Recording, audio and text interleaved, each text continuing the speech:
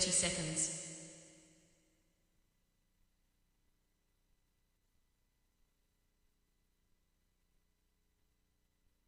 20 seconds.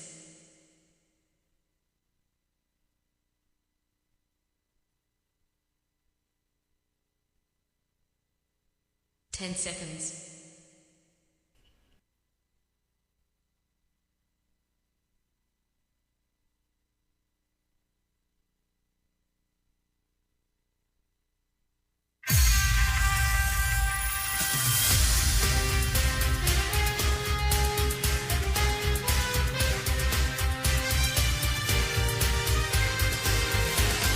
Hi, My name's J.C. McCauley. I'm Naisha McCauley, and you're watching AccessTV.org.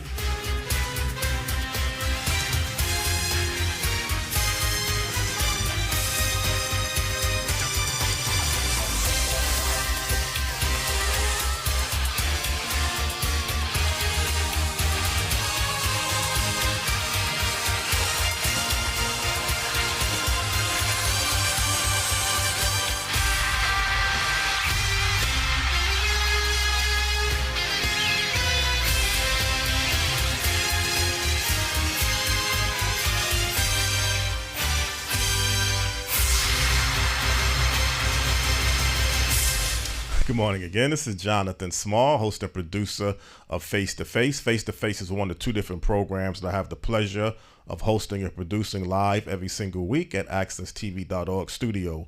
Face to Face is a show that's designed to ask the guests the hard questions and give you, the viewers, the answers and information that you deserve to know.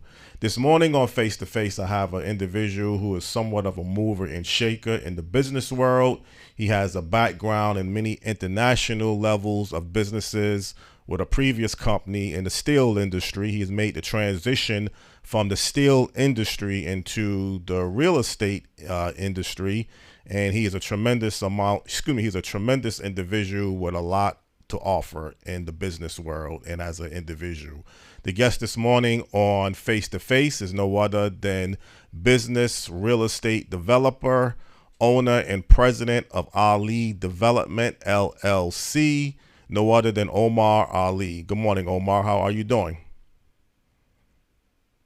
Good morning, Jonathan. I'm doing fantastic. It's a pleasure to be on your show. I greatly appreciate you inviting me to have the opportunity to speak with you. Well, those words are well taken. It's likewise, and I appreciate hearing that from you, Omar. Omar, could you let people know a little bit about yourself and background briefly before we get into our main topics of discussion? Absolutely. So we made our name known on the federal sector, doing work for the federal government, mostly Department of State under OBO, Overseas Building Operations. Mhm. We used to own a structural steel fabrication company that fabricated steel for American embassies around the world. At our greatest point, we was doing work in over 18 different countries for the U.S. government. We fabricated structural steel for the American Embassy of Tajikistan, Pakistan, London, Frankfurt, Germany, Haiti, Djibouti, Swaziland, you name it. Had overall 40 employees here in Atlanta, 140 employees in Tecate, Mexico. Just such a great time. At our greatest point, we was doing close to $70 million dollars. But we shifted the company over to real estate development because during the Trump administration, when he brought about the steel tariffs and the cancellation of the NAFTA agreement, we found ourselves in a position of about a 36% deficit, all because of the steel tariffs. And we quickly moved the company over into real estate development, and I love it. I wish it was something that I would have did years ago.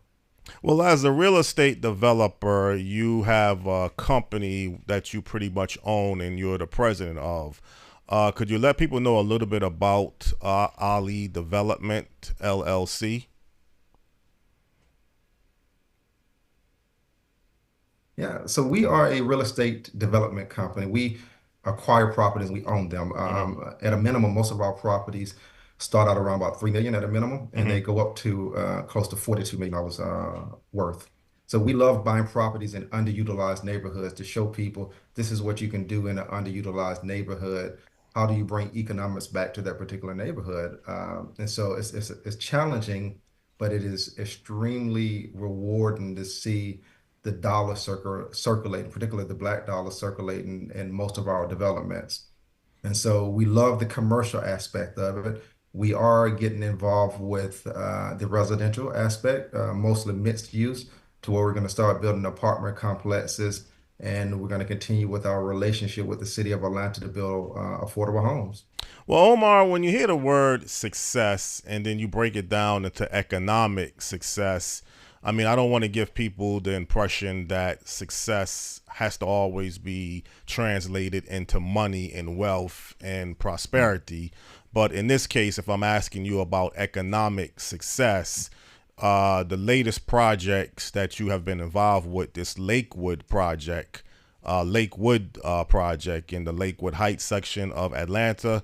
How do you kind of identify this particular project as a form of economic success? Hmm. Everyone always talk about how to bring dollars back into our community.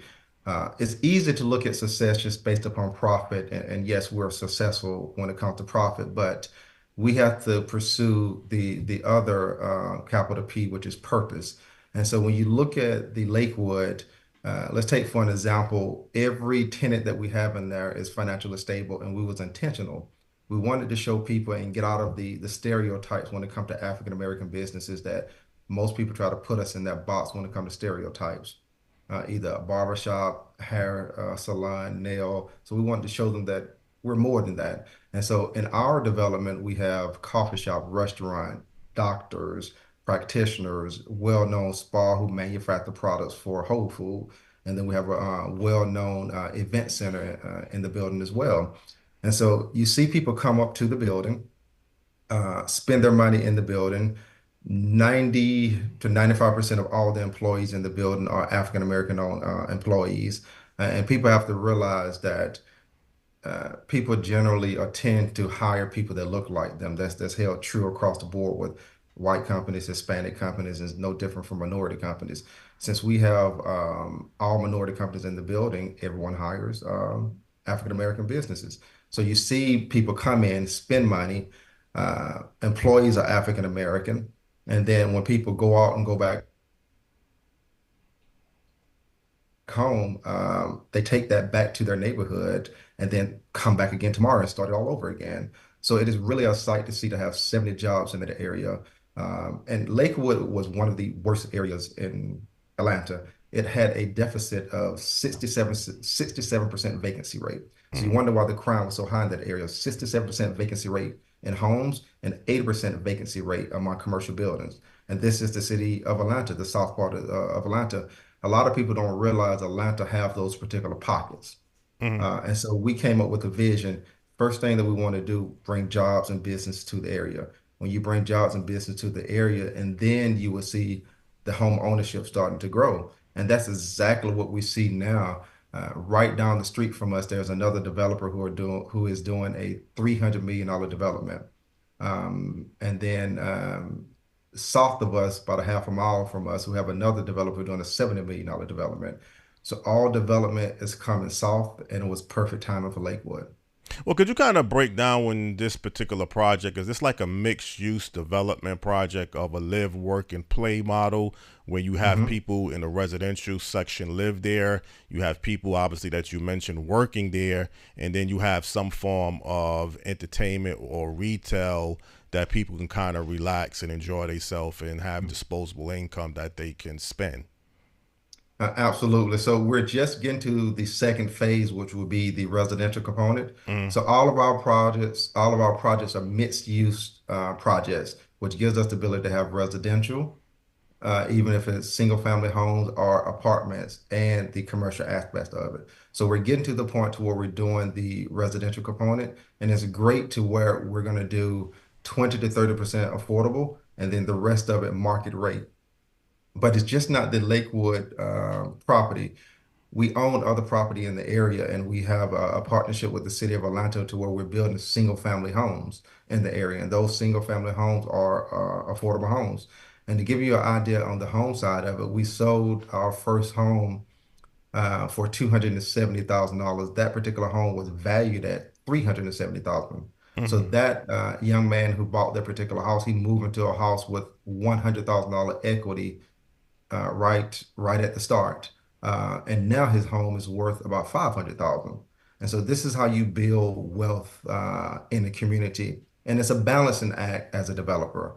We can't do everything affordable, nor will we do everything in that particular manner because we have to stay in business and we have to make profit. So it's a balancing act to where, you kind of build into your program affordability along with the profits. Well, this area that you have the home ownership in the residential area, is this in the same Lakewood section of Atlanta, or is this or excuse me, or is this in another area of Atlanta? Because you mentioned it's kind of close proximity where you have other businesses located at. No, it was all in the Lakewood area. So when Mm-hmm. we come to a particular neighborhood, we focus on that neighborhood and we buy what we call scattered lots. This particular house that I was talking about is directly across the street from the Ali building. Mm-hmm. That was perfect. And we've bought other lots in the neighborhood and we're going to continue to build homes. We're going to continue to do commercial buildings. We've had a very unique success in the Lakewood area and our timing was impeccable. So you've made a tremendous impact in the Lakewood section of Atlanta, an area that you mentioned previously that was depressed and on the decline, had a very difficult time attracting businesses and people looking to buy homes. Would it be fair to say, had not your particular development company decided to invest in this Lakewood section, it would still kind of look the way it looked in the past? Or do you think some other developers would have came in and eventually formed some type of development there? Unequivocally, it would still look the same. I think that developers would just be coming to the Lakewood area, so it would have been 5 or 6 years behind. Mm-hmm. We sparked that. Um, and not to say that we take credit for it, but within a 2 mile radius of our building, it was pretty bad. And we have a fundamental belief that in our communities, the lack of economics is the issue to crime. It is an issue associated with healthcare. It's an issue associated with jobs and education. And so we wanted to focus on that. And so by us coming to this particular area, Jonathan, when I tell you there was no true viable businesses in the area, you Mm-hmm. had businesses, but you're talking about recycling center. You have a plant that has toxic chemicals and things like that. We were the first viable business in Lakewood in over 15 to 20 years. Mm-hmm. And it's something that makes us feel good when I go to that particular building every day, just to see the amount of people that's at the building. It is something that touches me dearly. Well, you mentioned earlier that there's 70 people employed. I guess they're not employed with Ali Development, but they're employed in the development ownership properties that you have there. And you mentioned different levels of occupations of the people that are there. Mhm. So we're not talking about low wage like you mentioned before, minimum wage jobs. You mentioned something about these people are financially stable. So could you kind of break down some of the economic categories? Not to have you mention how much people are Mhm. earning, but are we talking middle class salaries, lower middle class salaries? What type of econ? We're talking, I would say 80% to 90% middle class. Mm-hmm. And then we do have the workforce working there also. So to give you an example, the doctors that we have in the building are chiropractors. Mm-hmm. We have practitioners such as acupuncturists. We have psychiatrists in the building. There's a restaurant in the building by a young sister who's done phenomenal. And there's a coffee shop started by five black young men that went to Xavier University together. We was their first location, and now they're just opened their second location at Morehouse. And then when the spa that we have in the building, they've been in business for 18 years, but we convinced them to move over to our particular location. They have their products in Whole Foods. Everything they do is natural. And so we was extremely particular on how we selected businesses to come to our location. So you said you have a Whole Foods grocery store located here? I just want to clarify this part when you No, no, mentioned not Whole Whole Foods. Food. We have a We have a spa. Hmm. That particular spa manufactures good. Their products that they put on women Hmm. is such a phenomenal product that Whole Foods invited them in to put their products on their shelf. Oh, okay. So it's a unique combination of the spa who makes products and sells those products to Whole Foods. Okay. So again, this is a blueprint of success. I mean, however you want to look at it, and it happens to be economic or economic success when I'm trying to find out exactly how do you determine or how do you identify economic success.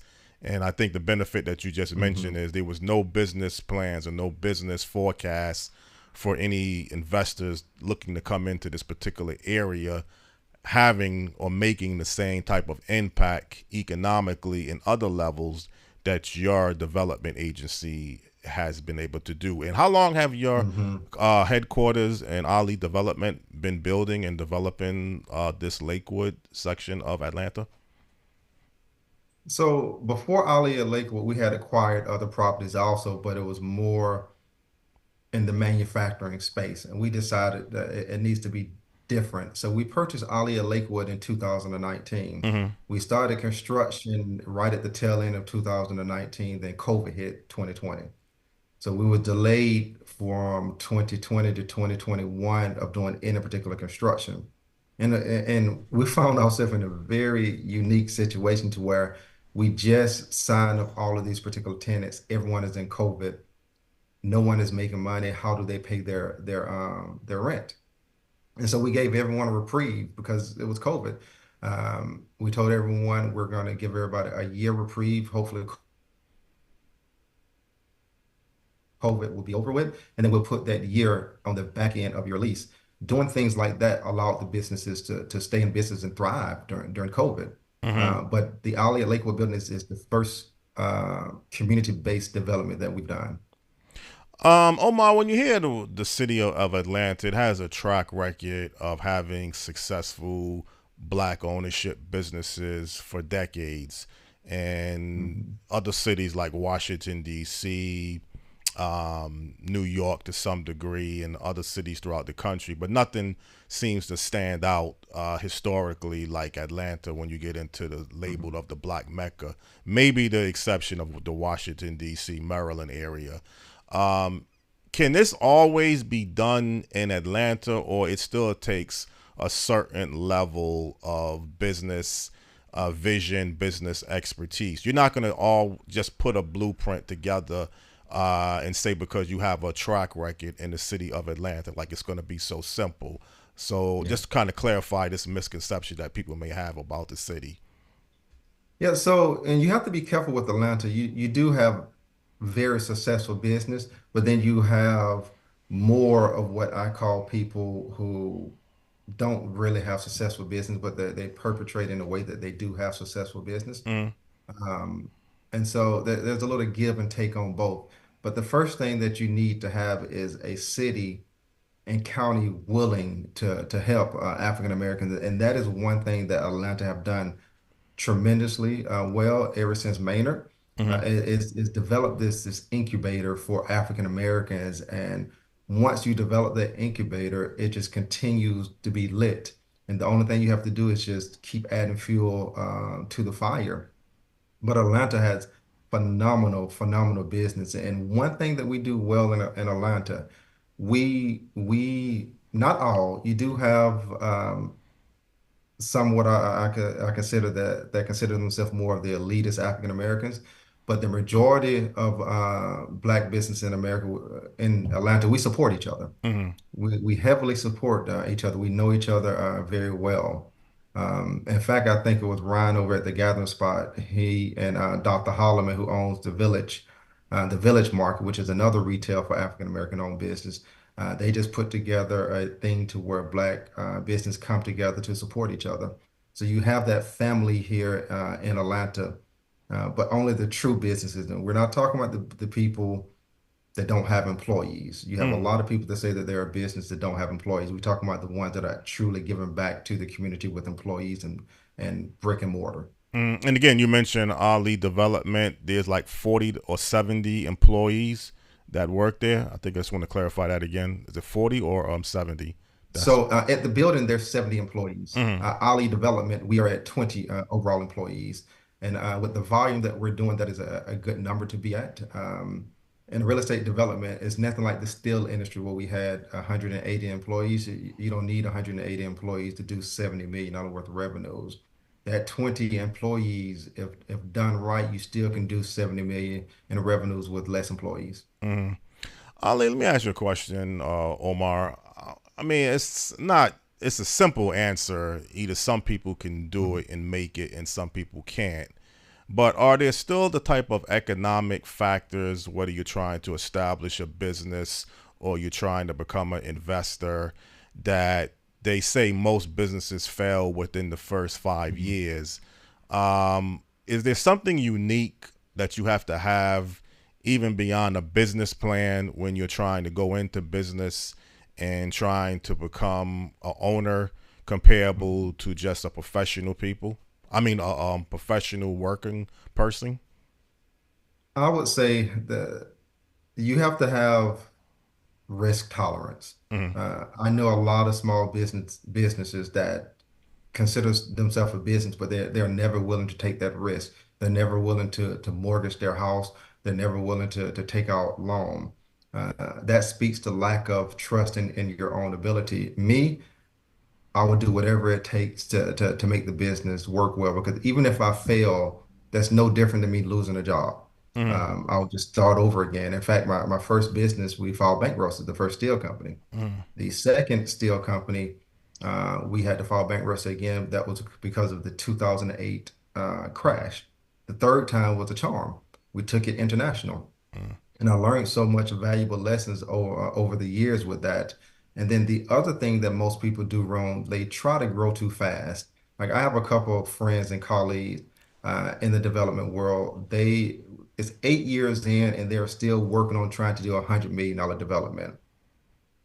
It's never going to get off the ground. And I've given them advice, start smaller like us, do a $6 million project, do a 10 million, then scale up and don't go too big to where it's unrealistic. It never happens because we know the banking world, in order to do large projects, you got to have certain net worth in order to do large project and just certain amount of cash in the banks. If not, it's difficult.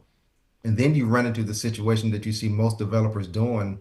They're out there raising money. They're crowd funding. We've never did crowdfunding. It's just been our money and the bank money. If we have to go out and raise money from the general public, then chances are we're not going to do the project. We're not ready for it. Mm-hmm.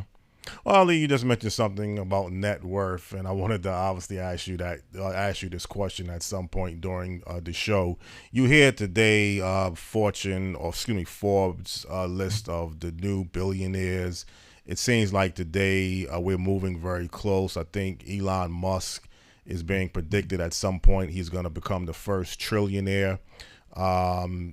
It might Mhm. sound hard to believe. It might sound unrealistic. I believe in 1916, if I'm correct, the Rockefeller became the first. I don't know if it was David Rockefeller or Nelson Rockefeller, but one of the Rockefellers became the first billionaire with $1 billion, let's say, in total assets or net worth. When you say that you have a net worth of $1 million or $1 billion, is that actual cash in the bank or cash on hand, or how do they determine what your net worth consists of? No, it's definitely not cash in the banks. Some of it can be looked at as liquidity, Mm-hmm. but we'll take your numbers. You have somebody that has $1 million net worth. That's their net worth. That could be the equity in their home. That could be the equity in land. It could be the value of stocks that they have in the bank.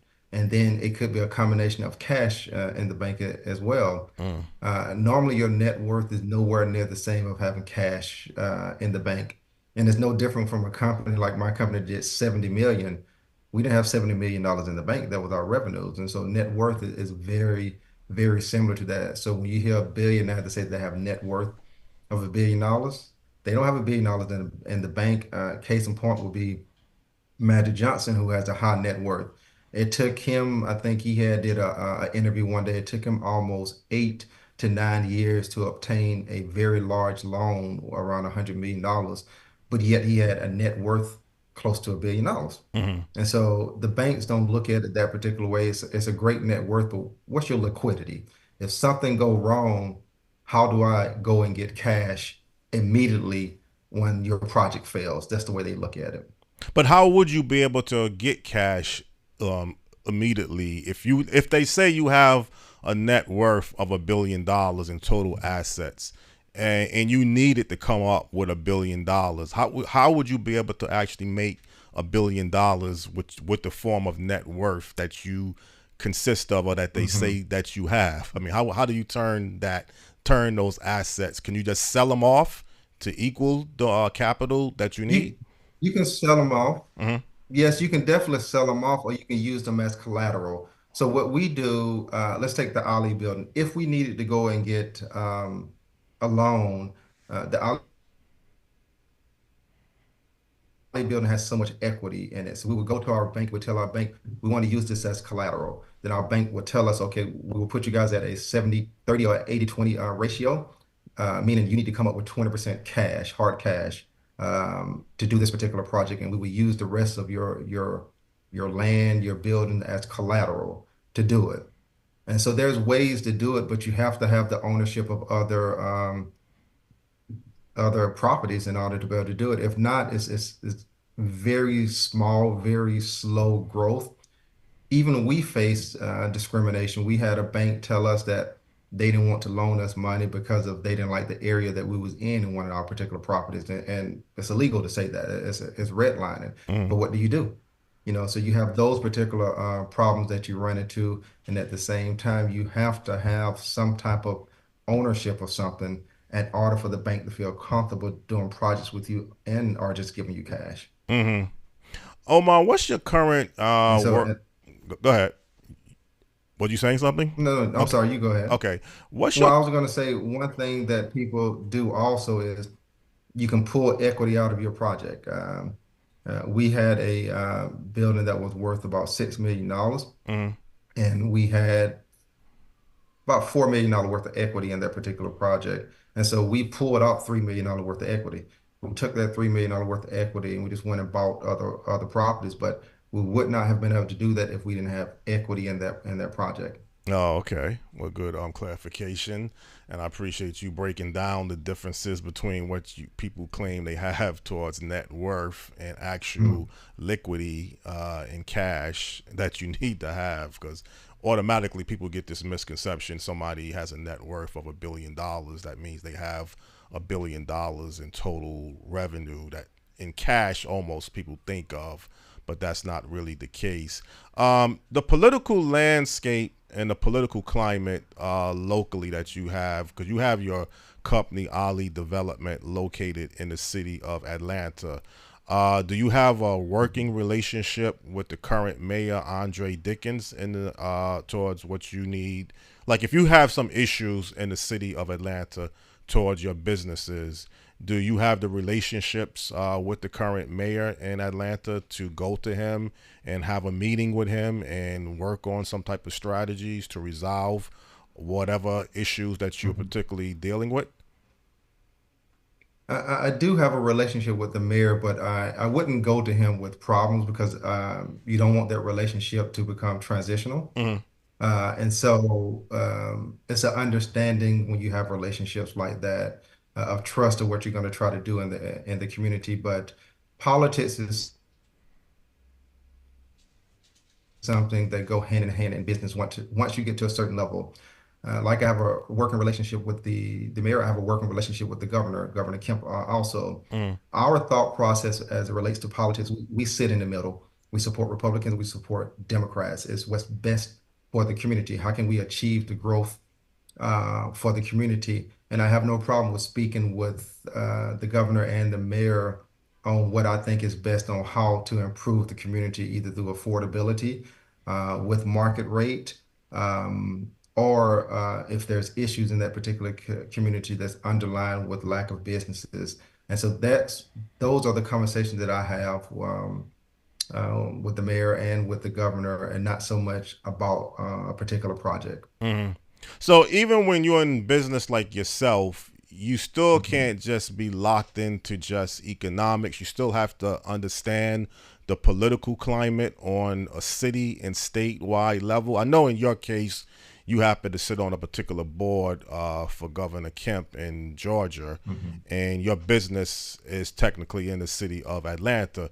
But you just can't be blinded as a business person to say, I don't need to even focus or be concerned with the political Mhm. climate because I'm just into business just to make money. You do have to have some political interactions and some political awareness of what's going on when you're in business.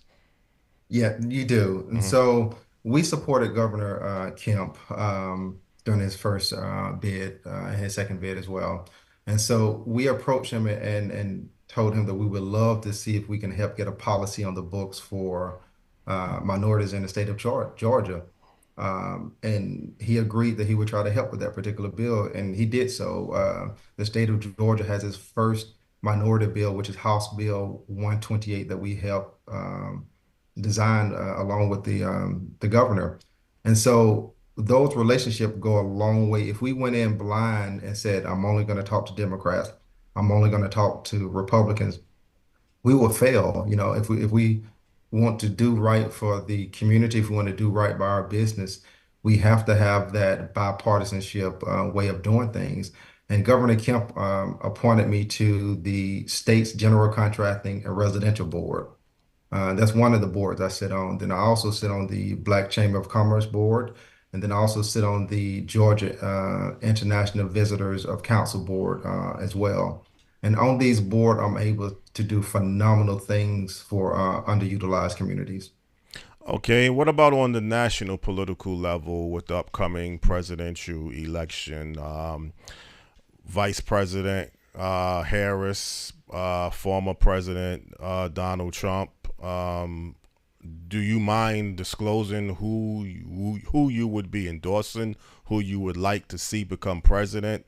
Does it make a big difference? Are you working on any national levels of the political election or the political scene? I mean, can you kind of give us a little examples on your take on the national political upcoming election? Absolutely. Mm-hmm. We've had conversation with both sides. We just made it publicly known that we're going to endorse Madam Vice President, Mm-hmm. but we are the type of organization that we're not just going to support anyone because I own a super PAC also, and that super PAC is Justice, Equality, and Economics. And so we're just not going to support someone just because that particular person is running for office without having tangible ask for the African American community. And so we had a couple of things that we wanted to discuss with the Harris campaign team, Mm-hmm. all revolved around policy affecting small business and the minority business. So we felt that she would be the best candidate to champion those. She would be the best candidate for small business. And so we put our endorsement behind Madam VP. Now, if Vice President Kamala Harris loses, is there a Plan B strategy that you would have with President Trump's campaign? I mean, with President Trump Absolutely. administration? We have no problem with meeting with President Trump when it comes to policy, just because he may win and most people may not like the president. That doesn't mean that you should shut that door and not have that conversation with him on policy that could affect small business and African American owned business. You have to have that relationship across the aisle and that understanding. You may not agree on everything. Like I don't agree with everything that Governor Kemp does, but we stay laser focused on economics, and we stay with that. African Americans, we don't have the bandwidth and we don't have the resources to fight all of these particular wars, and that's what happened to us sometimes. We end up focusing on every issue at one time. When you have other cultures, they narrow it down to at least two or three talking points. And so we've learned that particular art when we're discussing things with politicians. We only go in with two or three points, and we don't go in with a big list because it would get watered down and lost in translation pretty quick. Mhm. I want to go back to something earlier that you mentioned about affordable housing and market rate housing. Everybody is always looking for, particularly if you're looking to rent an apartment, you're looking for affordable rate. It seems like everybody wants to get the best for less money, but it's not always beneficial for a community just to have Hmm. affordable rate. You do need to have market rate for many communities to be vital. Could you kind of break down why it wouldn't be good just to have just affordable rate and not have any form of market rate housing? Yeah, so when you look at some of the problems in Black communities or impoverished communities, uh, cities have dumped affordability in one area. So when that happens, how can you attract a grocery store who wants to come to that particular area when they know that the median house income in the area is low? How can you attract banks who know that the median income is too low for people to put money into their particular banks? And so when you focus too much on affordability, it's a double-edged sword. You end up hurting yourself in the long run. And most people don't understand that it has to be some type of balance and not just affordability. You would end up with a neighborhood with lack of income, then along comes the crime. And so when we're doing development, we're going to have a huge affordability component of it, maybe 30%, maybe 35%, and then we're going to have the rest at market rate. That gives it that balance to where that community can still thrive with middle income. And so it doesn't always have to be the lowest income in order for the community to thrive. Make that balance, and you will see how things will turn around in a community with market rate and affordable rate in the community. Well, plus one thing when you get into affordable rate, sometimes there's restrictions, income guideline on restrictions on how much money can you actually earn. And Mm. I think if you have the ability to generate more money, more revenue, and even if it's set at a market rate, as long as it doesn't keep going up and up and up, you could almost translate that if Hmm. I'm making six figures or I'm making close to six figures and I don't have any restrictions on the rent cap, but I am in the market rate level, it would be easier for me to come up with $2,000 a month if I'm making close to $100,000 a year. I know it's more to it than just that, but I think sometimes people shouldn't be blinded to think that the goal is just to Hmm. get affordable or just to worry about your housing and then not worry about your economics and how you're going to be able to not just pay bills, but how to save and invest your money and let your money Hmm. grow. So I think there's a bigger component that people have to understand when you get into a mixed use development community. And it seems like to me, from what I'm hearing about Ali Development and the impact that you have and what you're doing in the Lakewood section, that you're really covering some critical areas on the economic level. And I think that's real important. And I just want to say that actually as we're getting close to ending Yeah, this Jonathan, you're show. 100% right. People don't realize the true problem is inflation, and you know that's an issue that people have been trying to tackle for years. Yes, you want livable wages, but Mm. at what particular point does that even hurt a small business when you look at livable wages? And then when you look at affordability, honestly, to put somebody in an affordable home, it's not that high. So let's say if you have your AMI at 50%, your AMI at 50%, and don't quote me on these numbers, that means that that household income has to be somewhere between 40 and 50,000 combined household income. Hmm. So now you've put somebody in an apartment and their combined household income can't get more than 40 to $50,000. So what does that do? Does it help the community or does it hurt the community? That particular person means that that's only one person who can really be living in that household earning money. If that particular person has a spouse, then their combined income is greater than that. But the culprit to this is inflation, Hmm. to where you just have to pay people more because of inflation. But then on the tail end, that hurt business. I'll give you a really good example. Let's say like the coffee shop. If they were to pay their employees $20 an hour, The only thing that they can do is charge higher price for coffee. You will see their coffee go up to $10 a cup, $12 a cup, and realistically, Hmm. we're not going to buy a $10 or $12 cup small coffee. Right. But yet they want to pay their employees a little more. So how do you come out of those particular situations like that? Again, it's a double-edged sword. Mm. Well, I'm trying to find, I mean, it's almost a good way to end the program. I mean, you're giving an honest assessment on the differences and then you adding inflation into the mix. Hopefully at some point inflation will go down and then we can get the economy leveled off and moving in the right direction. But as we're ending this Mhm. particular show, I always like to end on a somewhat of a positive note. Is there anything that you're currently working on or that you're putting together that you would like for people to know about, whether it's yourself or Yes. Ali Development? We're working on several mixed-use projects. One of them, hopefully, if we're successful with it, there's an abandoned school building directly behind our building. It's been abandoned for 20 years. If we are successful with the bid of that one, that will give us 1 square block in the city of Atlanta. That will be a $42 million development from apartments, 140 unit apartments to grocery operators to more retail. And then we've bought a significant amount. What we want to do in the Lakewood area within 10 years, we would love to have said, okay, we spent overall close to $100 million in the Lakewood area. Now let's take this blueprint and move to the next impoverished city and do the same thing. But I would love to leave on this particular note. In my opinion, business is the way to go. In the United States, there's 43 million blacks, give or take. If we could get 10% of our people to start their own business with employees, Hmm. that would be 4.3 million business. And each one of those businesses are going to hire at least 3 people.